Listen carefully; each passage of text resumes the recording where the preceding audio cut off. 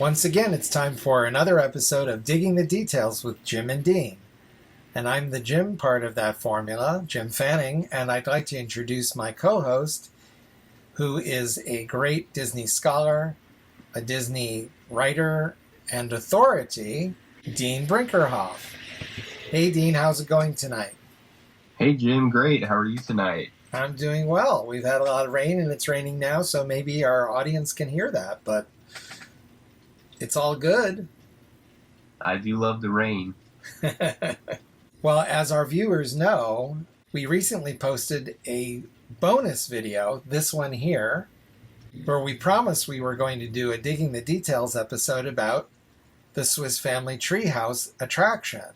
And here we are to do that, but we also decided we would talk about Walt Disney's film that inspired the old attraction and the new attraction. So hopefully we're going to have some fun facts and just have a good time talking about it. I'm sure we will have a good time. We hope you will too. So Dean, I wanted to ask you, what are the names of the dogs in Walt Disney's Swiss Family Robinson? It is Duke and Turk. Right? Oh my gosh! There is no stumping this guy. There is. I just wanted to make sure before I'd be like, yeah, it's Jasper and Horace. Right era, wrong species. But no, you nailed it immediately. I have a funny little story about that. One time when I was in the Walt Disney Archives, this was a good many years ago, Dave Smith was putting together another of his trivia contests because every year the Disney Store cast members would have a Disney trivia off. Oh, wow. They would do it regionally. They would do it in local stores, then regionally, then nationally. And the winners, I forget exactly what happened with the top winners, but they certainly came to Disneyland and all that. Came to the archives. So it could be somebody from, Illinois or Pennsylvania. It could be from anybody from anywhere. But Dave Smith is the one that came up with all the questions, and that makes sense. Yeah.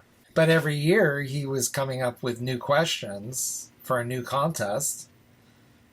And he came out of his office one day when I was in there doing research, and he said, Jim, I need new questions.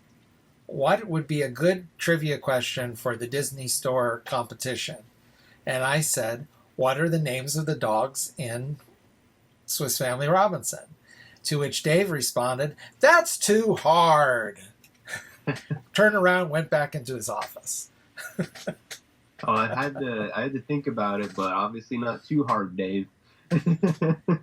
Well, to me, the point is not too hard for Dean, who did have to think about it for about 3.5 seconds. A little too long for, my track record. Yeah, that's true. That's true. Totally joking. So that's just one of the many fascinating details that we're here to dig about Walt Disney's Swiss Family Robinson. What do you have to bring up about the film? Well, Jim, I just did want to thank you again for getting together and having this discussion tonight. Swiss Family Robinson is certainly one of Disney's greatest triumphs, and by Disney, I mean Walt Disney. It's such a creative project, even so much so that when they were, and by they, I mean the director, Ken Anakin, and all of the crew involved talking with Walt Disney as they were developing how they were going to approach the story and the various aspects of filming. As they were looking through the original story, the original novel, Walt essentially said, we're going to throw that out, and we're going to keep the essence of the story of a Swiss family immigrating to America and becoming shipwrecked at sea, landing on an island and being forced to survive and grasp everything that they could get off of the ship and survive off of that. So out of that germ of an idea, they came up with this incredible story with these wonderful cast of characters. It became a major success, and as we'll talk about, spawned a couple different attractions at Disney parks, and now has even returned as of last year to Disneyland. So There's a lot of good stuff with Swiss Family Robinson, and it's an easy topic to talk about because of how fun it is and just how much there is to digest. And I do think the word fun is a good one to bring up, because that's what Walt Disney wanted the film to be. There really is no story in the book. It's just the family being shipwrecked and then them trying to make a life on this island. But it's pretty preachy. It's a didactic book was written to teach moral lessons. That certain kind of literature. But Walt said, well, forget all that. Let's just think about all the fun ideas we could have about this family living on this island. And certainly a big thing that they did come up with was a very Disney element, which is the incredible treehouse in the film. So it's like the ultimate treehouse, which is exactly what you would expect from Walt Disney. Do you have anything to add about the treehouse that we see in the movie? Oh, I could go on about the treehouse for probably forever. I'm sure you could too. But that's a good question. Looking at, the father, Robinson, and his sons, it's not super clear to me. Maybe I'm just drawing a blank as to what their professions were, or anything like that. I don't know if that's even mentioned in the film. No, that's an interesting part of the story, is there's really no background for any of them. We really don't know. Father and Ernst and what they're. I mean, were they engineers? Were they right? Did politicians? We don't really know what they were. They're just very clever and resourceful. We know that much. But other than that, no. Which is very interesting. I think that when people, and we've talked about this before, Dean, when people talk about Disney storytelling, it's all about the story. Well, Walt never wanted to get bogged down. And you see a lot of heavy-handedness in contemporary Disney storytelling. Yeah, and true. That actually is not Disney storytelling. He knew what to leave out as well as what to put in. So he didn't think that was an important part of the story they were telling about these people on the island, so they didn't get into that. And so jumping off of that, this incredible inventiveness that the family has for the treehouse, the mother has some certain needs. She has all these requests for safety and whatnot, but meanwhile the boys are kind of just going at it.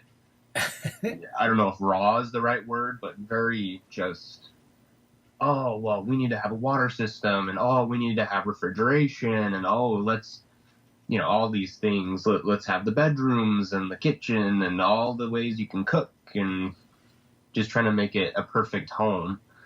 And it just all comes together really nicely. Maybe that's just the magic of movie making or whatnot, but... Well, it's the magic of Disney movie making. That's for sure. Because all those details are they're all wonderful Disney touches. The fulfillment of seeing a Walt Disney movie and having everything like that, it's just what you're looking for.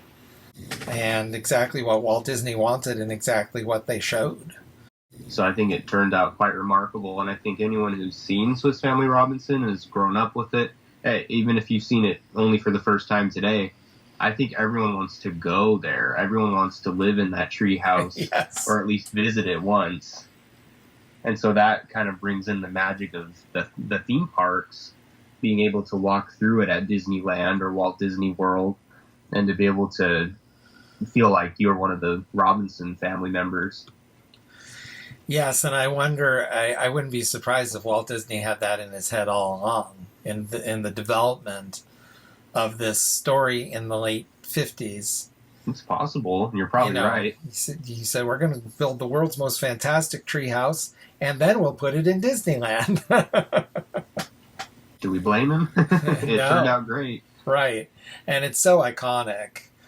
Just seeing that sort of 3-tier, if you will, Treehouse, and all the ingenious touches like the water system and the skylight in the ceiling and all those sort of things. We can sleep under the stars.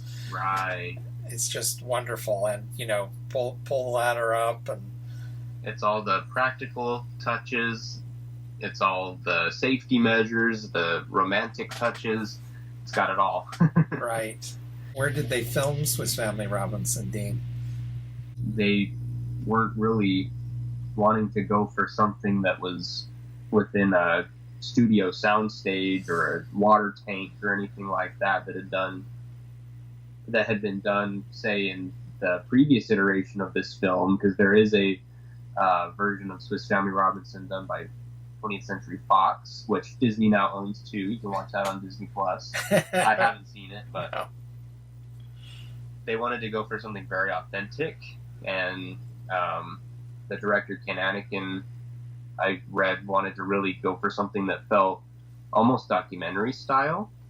So they traveled to the island of Tobago and filmed there for all of the outdoor scenery shots, and essentially the whole film was shot there.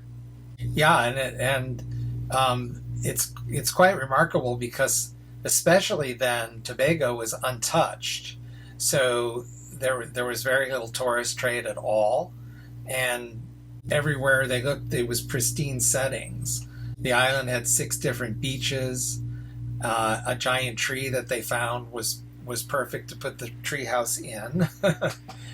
And there were swamps, mountains, and luckily 4 hotels because the cast and crew had to stay there for 6 months. That was the length of the filming, which was actually quite long, especially for a Disney film. That's interesting about the hotels. I mean, you think, obviously a crew's got to be somewhere, but for such a almost remote location, it's kind of incredible. Yeah. And Walt Disney said the way he put it was, since our stage was a tropical island, we knew we would be faced with many problems. But like the Swiss Family Robinson, we improvised, invented, and had a wonderful time doing it. It's a wonderful quote.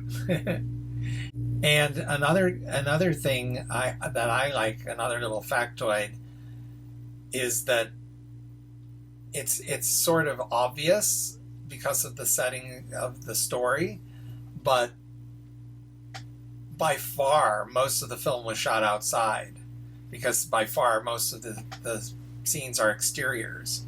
Yeah. Only that Christmas scene, which is in the interior of the treehouse, that was just about the only interior set. And there was like a warehouse where they built created a sound stage in case it rained, and then the rain came almost immediately. And wow. They had great rains, a great amount of rain coming, and they shot on their little sound stage, but there wasn't that much to shoot, so they sat around for who knows how long, waiting for the rain to stop. And it also didn't work very well because I keep calling it a soundstage. It was not a soundstage because it was not soundproof. So the sound of the rain on the tin roof ruined all of their dialogue. And between that and the exterior filming, the entire film had to be dubbed. They had to do, they had to re-record all the dialogue in the movie. And nothing was live because it just didn't work. Despite that, most of the film still looks pretty good as far as the dubbing. Yes. In a couple of spots you can tell it's dubbed, but yeah, it has that little bit of an artificial feel like a lot of foreign movies do. Yeah. Because foreign movies are often filmed that way. They know they're not going to use the dialogue because sometimes the bit players can't speak English. So like certain Italian films, like the spaghetti westerns, those are all dubbed. So it has that little bit of an artificial sound, but it's a very, very, very well done, and I think it adds to it actually adds to the feel of the film. I agree. But incredibly, they had to go through 5 months of intensive location preparation because they had to set it all up. They had to build the treehouse and other things to make everything possible. They had to get all the animals. Very, very few of those animals are actually on that island. So that took a long, long time. And then as soon as they started filming in August of 1959, boom, these torrential rainstorms started. Wow. And that's certainly a topic there, the animals. There are so many animals in this movie, and I think it adds a lot of the charm that people can enjoy. I know I talked with my wife quite a bit about this as we've watched it together. The animal training is incredible in Disney movies. The live-action comedies, the fun epics like this one, it's always the top-notch animal trainers. So the scenes where they're rescuing all the animals from the wreckage of the ship, and even later on with the ostrich race and everything, it's really interesting seeing the cast interact with all these different animals and just how the trainers were able to set up and prepare every single day for all this intense amount of shooting with unpredictable laws and creatures of nature. That's such a great point. And again, something that Disney movies were so well known for, just as you were saying, the animal actors. But this one, the statistics are there were 500 animals. Wow.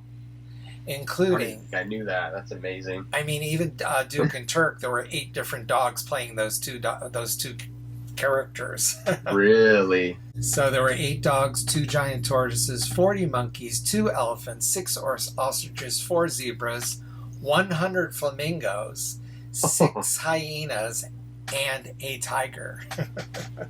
During the planning, and this was here in Burbank, they were talking about having the tiger, and he's going to be in a pit and everything like that you see in the film. Ken Anakin said, now, you have to be awfully careful with tigers. How is that going to be worked out? Right. Because he can get out of the pit, and how is that going to work? And Walt teased him forever after about that. Whenever the subject of the tiger came up, Walt would say, well, now everyone has to be very careful with the tiger because Ken's scared of the tiger. So be sure you're handling him very well. But sure enough, that tiger actually had no problem getting out of that pit in real life. Now, Jim, something I've always wondered about, and I just haven't ever researched or looked into it, but was the snake real that James MacArthur and Tommy Kirk wrestle in the water? Because there are some scenes that look a little fishy, but then again, it looks pretty realistic. People can't believe that James MacArthur, the star of the movie, is actually wrestling with this giant anaconda, but it's really him, and it's real. It's a 22-foot, 250-pound anaconda, and James MacArthur indeed almost drowned and had to be pulled from the waters by crew members because that fight in real life was even more real than it looks on screen. That's wild. Indeed. And I know when we were talking about James MacArthur in our Digging the Details episode about James MacArthur, is he was very athletic and daring.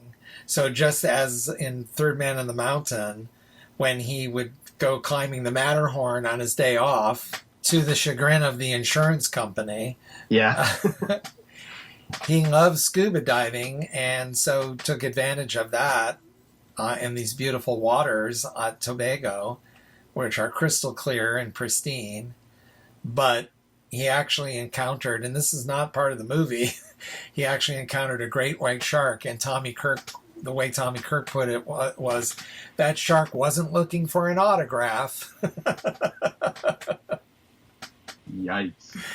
So James MacArthur also loved to climb the palm trees, which you see him do in the movie, and they're very tall.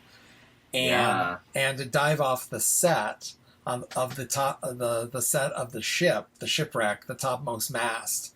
So he's just like, he was a real thrill seeker, and on this movie, there was a lot of thrills to be seeking. That's incredible. I just can't believe that the fight was real. I mean, in some parts, it does not look real.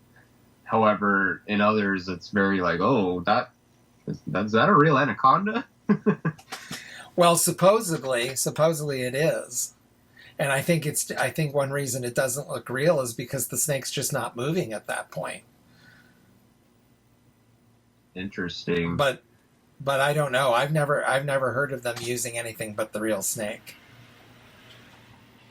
Well, thank you for clearing that up. I think that's just about the craziest thing I've heard about this movie so far. Well, when you look at it, I mean, that snake is just wrapped around him. Mm-hmm. Yep. And it doesn't look comfy. And I don't know. Or maybe it's too comfy. It's too cozy. One of the very famous scenes is when the boys are swinging out on vines over the waterfalls and that beautiful, idyllic pool. And they drop off the vines and into the water, and it looks like so much fun. Do you have any stories about that location or those scenes? Nothing from my end, only just my experience watching the film. I have always wanted to do that. And would you? Is that something? I'm not the best swimmer, and I'm not a big water fan, so I don't know if I would or not, but I would like to think I would, yes. I think the water looks a little murky and dirty. I don't know if that was true. Maybe that's just how it looks, but... Well, is that part of your... Because you feel like you're not sure what's in the water? That's just how it looks. It looks brown. In terms of you imagining yourself doing it, would that be one of your hesitations just because it looks like you can't see what's in the water? A little bit. I mean, if you're in the wild and who knows what sorts of creatures are in there, or who knows what else. Right. Well, rocks or whatever. But if I saw James MacArthur and Tommy Kirk doing it without any problem, hey, I might do it too. Well, that was part of the preparation because they knew they looked for where can we film this scene, and they found it, and it was perfect. So they made sure that there was no danger in the water. Smart. Except for a piece of equipment that they themselves put in the water, and I forget who it was. I think it might have been John Mills. Almost hit his head when on this post that they had put in the water. That sort of does ring a bell. You're right. I think I've heard that before. It almost rang a bell for him too. Poor guy. But it was actually a very difficult shooting site. It's still there. If you go to Tobago, the next time you go, Dean, you can see it. But because it's so lush and beautiful, which looks great in the movie, all that dense foliage meant that the pool only got 3 hours of sunlight a day. So it took weeks to film that sequence, which is actually... Yeah, and it's actually quite a long sequence. Yeah, when you think about it. Yeah, there's another little moment in the film that James MacArthur would point out when he swings from one side. I don't know what you would call it, like the cliff. He's on one side, and he swings on the vine across to the other side, to the other cliff. And he was like, well, I wasn't exactly sure I could do that. But because they're mainly swinging out over the water and then dropping into the water. Well, he was supposed to swing all the way across and just land on the other side on his feet. So he was like, well, I'm not sure I can do that. So he always liked to point out, watch carefully, and you can see me when I land on the other side. I go, whew. Oh yeah. Of course it fits, because they that's a natural thing to do. But anyhow, I think that's pretty cute. It's fun that they probably redubbed that too. Almost assuredly. All the settings are so well chosen and well sought out. Kevin Kidney and Jody Daly, along with Aaron Wilcott, went to Tobago and did all the research. They found all the settings and looked at all the places where everything was shot, all the locations, and have done amazing documentation with photos and video. Talked to many of the people that still live there, that were living there when the film was made. Stayed at the same hotel that the stars stayed at. And are writing a book that I hope will be published soon at this point. I hope so too. I'm very excited for it. Yeah, it's like the most in-depth Swiss Family Robinson account ever, because they were there. And they have a presentation that they've done it at D23, they've done it various places, and I've been lucky enough to see it, I think, 3 times. Yes, I've seen it. I've seen their presentation 3 times. Amazing. So it's so fantastic. So the book is going to be absolutely amazing. Kevin and Jody do such good work in everything they do. I can't imagine how great this book's going to be. Right, absolutely. So that's one reason we know that so many of the locations are there, and for the most part unchanged, including the tree that the treehouse was in. That's still there, and in fact the treehouse itself was there for many years, but finally a hurricane tore the treehouse down, but the tree is still there. Such a shame. Well, Jim, maybe we should go take a trip and we can rebuild it. I think we should. I think that Kevin and Jody and Aaron should invite us on their next research trip. They probably can have the blueprints ready to go, and we'll just get our tools ready and, yeah, have a little vacation. Absolutely. The banter between the brothers, I think, is always really interesting. How they're sort of competitive, but yet they're brothers, so they've always got each other's backs as they go off alone in search of just to see what this island's all about, see if there's any other sign of life. Yes, and in fact they call it an island, but they're not even sure it is an island. So they also want to see if they can sail around it and see if it's an island, because if it's not, there might be a way to go back, find some kind of civilization. So it's quite the adventure that they embark on. And I bring this up because I see the scene happening behind you right now, but I think it's so interesting how quick the boys turn from making fun of Roberta as this wimpy little boy to all of a sudden realizing it's a woman, and they're like, oh my goodness, how quick the tables turn to jealous of each other that they're both in love now. It's just always such an interesting shift in the film, and creates a lot of funny instances as they're trying to compete for her hand, and yes, and all of which is Disney invention. That none of that's in the book. None of that at all. There's no pirates. There's no Roberta. There's nothing like that at all.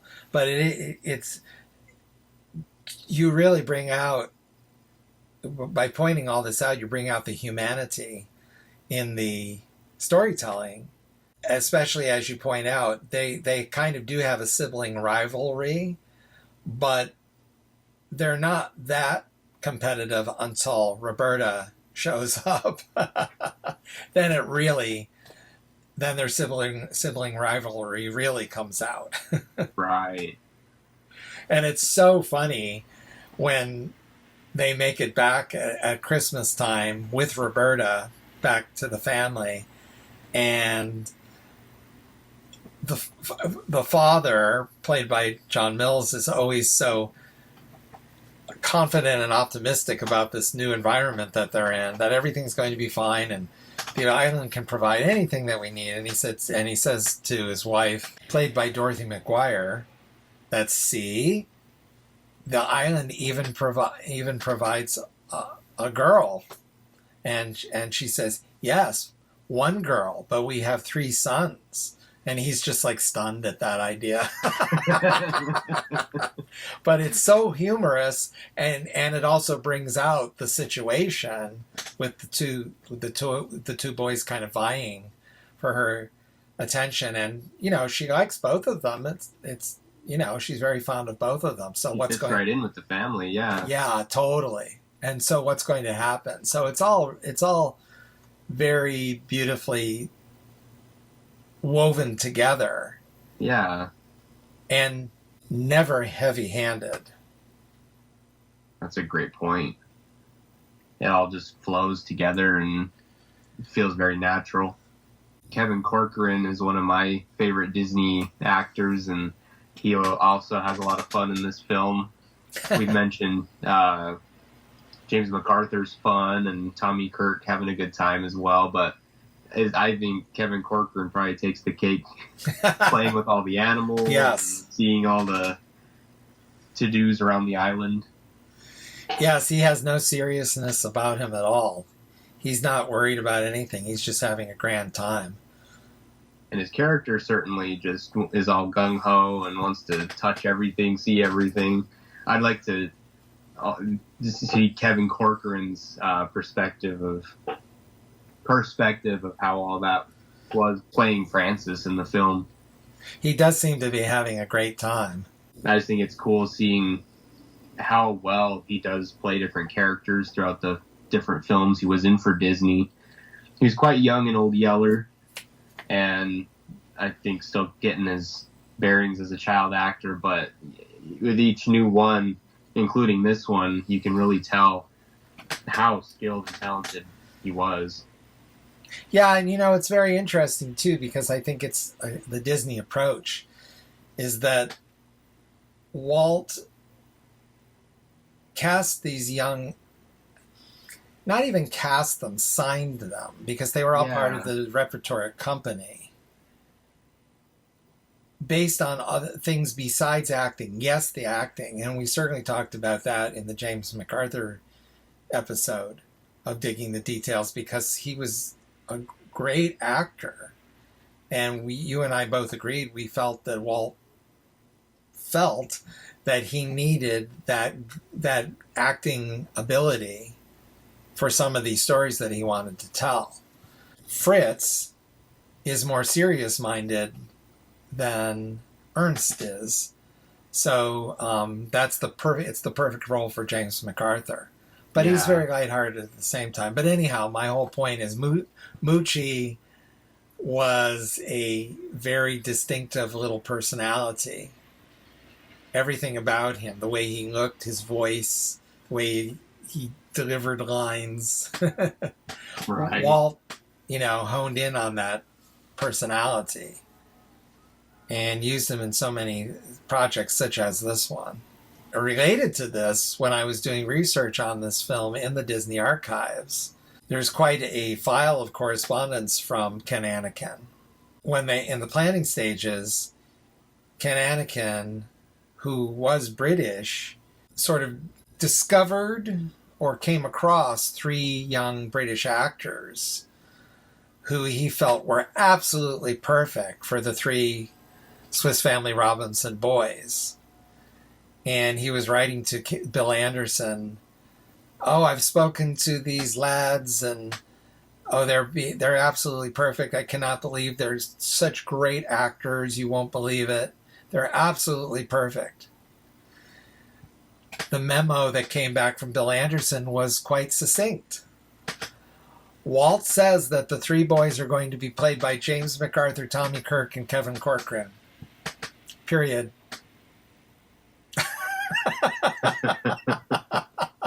So So much for these amazing British actors that Anakin had discovered. Amazing. But it brings up what Walt was. First of all, Walt had this little, acting company, and he would draw upon that for the different roles. Like, look how many films Tommy Kirk was in. Yeah. He had to keep coming up with roles for them to play. And here are three boys, and he had these three young stars. It's like the perfect match. So, and in his mind, this is a Walt Disney production. We're using Walt Disney stars. And he would always add little other, little new little things, because Janet Monroe was also part of that acting company, that repertoire company. Dorothy McGuire had been in Old Yeller. John Mills was the new element in this movie. So it's always a blend of the new and the established in Walt Disney films. And I just love that. And I think most Disney fans do too. They love seeing the Disney stars in these different projects. I know I do.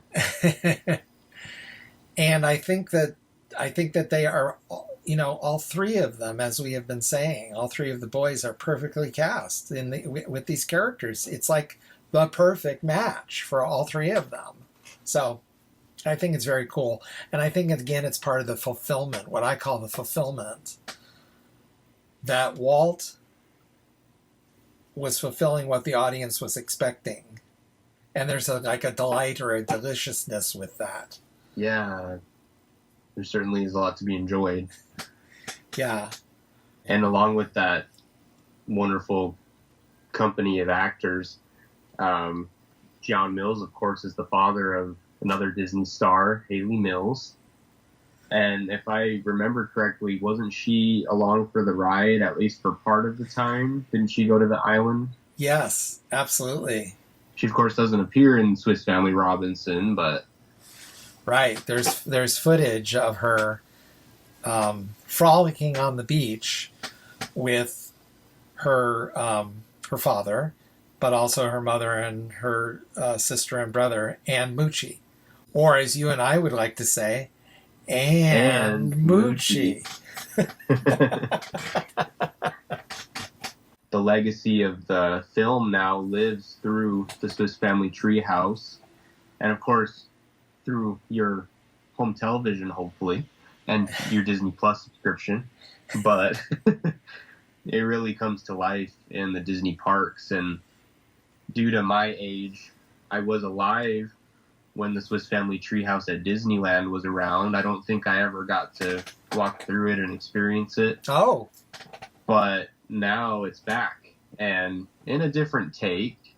Disney's taken another creative liberty and have sort of reimagined the story of the Swiss family, as they've brought it back and removed the Tarzan elements that remained at the treehouse for so many years. Tarzan came into the treehouse around the time the film came out in the early 2000s.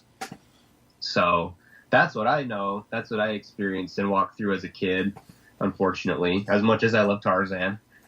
That attraction was very well done. Yeah.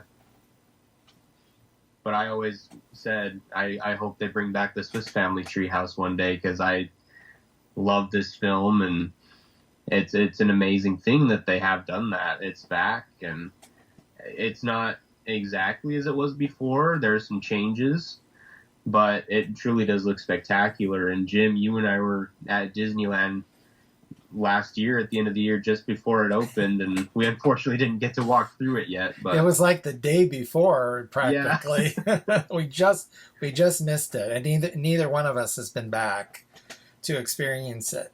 But I've been pondering, so I wanted to ask your opinion or your insight or whatever.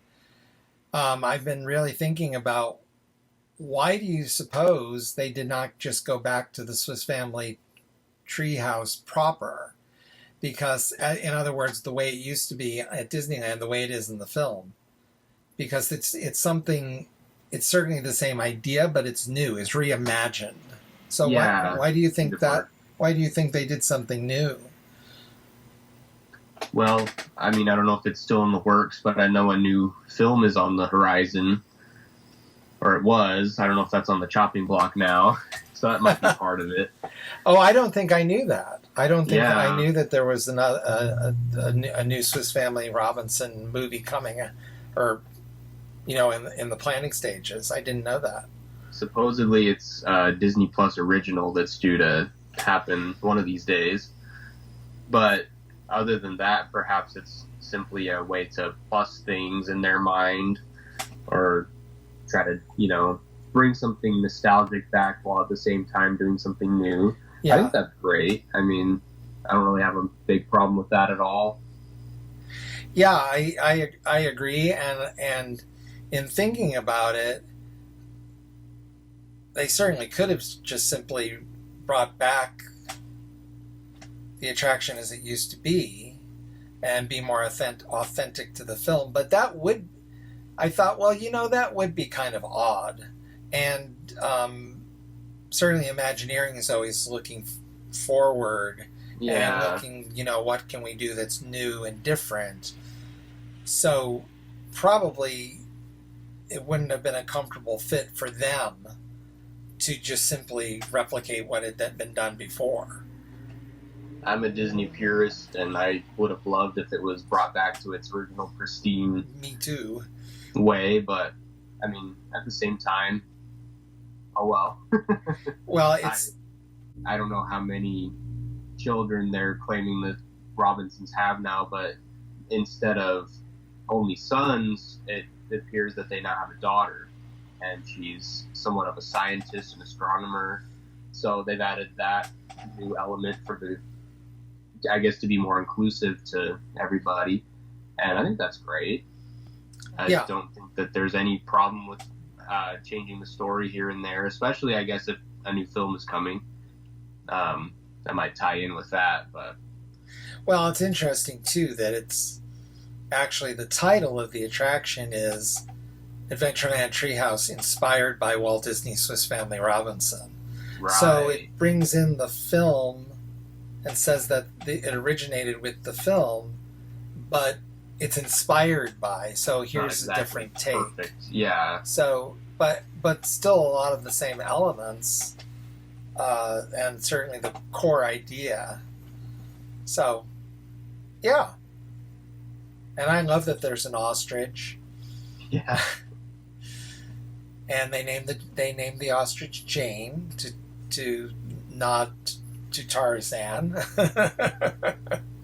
And if you look closely, there is a section somewhere where there together is a book entitled The Swiss Family Robinson, and there's a book right next to it entitled Tarzan by Edgar Rice Burroughs. So, harkening back to all the iterations of the attraction, you can always find some little nod. Seems like there would be a lot to explore and see. Definitely, and I'm excited to be able to walk through it one day. Me too.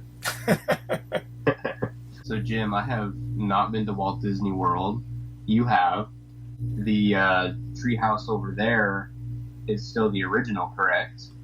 Yes, that's right. It was an opening day attraction at Walt Disney World in 1971, based on the one at Disneyland, and therefore based on the film. So people that want to experience the treehouse as seen in the film, they can still do that at Magic Kingdom in Florida. One thing I think is so cool is that it's on its own island. And one thing they had, well, as Walt Disney himself said, the thing they have in Florida is the blessing of size. So they didn't have to kind of plunk it in the middle of Adventureland and have people basically walk around it. It has its own island that you walk across a bridge to get to. So it's really? Yeah. So I think that's so cool. It's really showcased. And it's still there in its original form. Well, I've certainly got a bucket list for when I'm lucky enough to go there one day. And although the Tron coaster is high up on that list, I think the Swiss Family Treehouse, you've sold it for me as being one of my top must-dos now that I know that it's so isolated like that on its island. Yeah. That is a really cool thing. I love the juxtaposition of Tron and Swiss Family Robinson. That's like, very high tech and very low tech, I guess you would say. But high low tech, yeah. Right, but very, both very imaginative in their own ways. So, Jim, we've mentioned the American parks, and of course, there are Disney parks around the world. The Swiss Family Treehouse, we just wanted to mention, is also found in Europe at Disneyland Paris, and also in Asia at Tokyo Disneyland, and also is available as Tarzan's Treehouse still in Hong Kong Disneyland. Wherever you're at in the world, you can feel the magic of the Swiss Family Treehouse, even if it's Tarzan in Hong Kong. But that's so fascinating in its own right. Right. Well, as always, with all these wonderful Disney topics, there's so much more we could talk about, but we have already dug quite a few details. So I think we'll maybe bring it to a close for this episode, but it doesn't mean that we won't be talking about Swiss Family Robinson, Tommy Kirk, Moochie, animals in Disney films, or any of these great subjects again. We have lots of potential topics. Let us know what you want to see. That would be great. If there's anything that anybody wants us to cover, please let us know. That's a great idea, Dean. It's been a wonderful conversation, and I think we could really go on about Swiss Family for a long time if we let ourselves. So yeah, we probably better cut it for there, but or cut it for now. But I think that we could easily bring up a lot more fun details in the future. I know we can, because first of all, these subjects are so rich, and secondly, you are so knowledgeable, as Duke and Turk can attest to. Now, is that Turk from Tarzan or from... Oh, never mind. Maybe what we can do to end this episode of Digging the Details is to bring in the famous Swiss Capoca, which was composed for the film by Buddy Baker, was such an important part of the original 1962 attraction at Disneyland, and has been brought back for this new version, this new reimagining in Adventureland.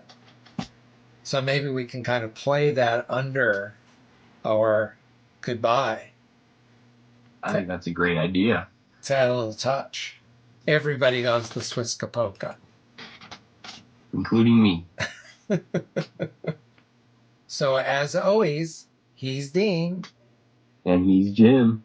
And we'll see you next time on another edition of Digging the Details.